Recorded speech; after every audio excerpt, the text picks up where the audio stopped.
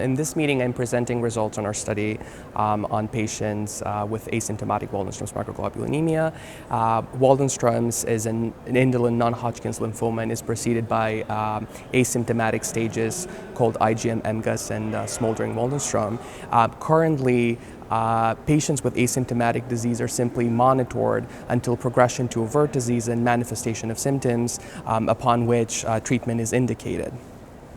Now, that is despite the fact that Waldenstrom's is incurable and it has suboptimal survival rates, can severely affect the patient's quality of life with, say, debilitating neuropathy. And the reason this recommendation is in place is because not every patient with asymptomatic disease progresses. So we want to make sure we do not overtreat these patients, and there are legitimate concerns regarding drug cost, but also financial toxicity.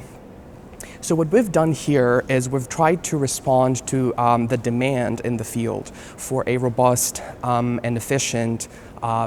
risk classification so that clinicians can identify asymptomatic patients that are high risk for progression and test the hypothesis that early intervention for interception of progression can indeed result in a substantial benefit. So we've accumulated the largest, to our knowledge, cohort of asymptomatic Waldenstrom macroglobulinemia patients, 439 patients, and that has allowed us to discover 4 significant and independent risk factors of progression: bone marrow infiltration of 70% or more, beta-2 microglobulin 4 milligrams per deciliter or more, albumin less than 3.5 grams per deciliter, as well as IgM 4,500 milligrams per deciliter or more. And then what we did is we incorporated these risk factors as continuous variables in a model, in a prediction model, that allows clinicians to identify 3 different risk groups: a high risk group that has a median time to progression of only 1.8 years, an intermediate risk group that has a median time to progression of 4.8 years,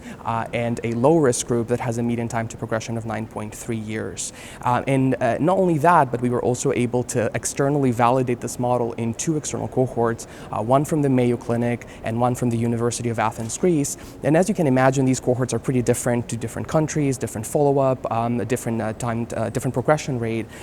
Still, our model was able to discriminate between these 3 risk groups, proving that it's robust and generalizable. So we went ahead and made it available as a web page application at awmrisk.com, so clinicians can quickly enter a patient's laboratory test results and get information regarding the risk group and estimated time to progression. And so hopefully this tool can be used to inform a clinical trial design such that we can finally test in a randomized controlled clinical trial setting the hypothesis that early intervention at the asymptomatic stage can really prevent progression and improve outcomes for patients with asymptomatic and symptomatic Waldenstrom's.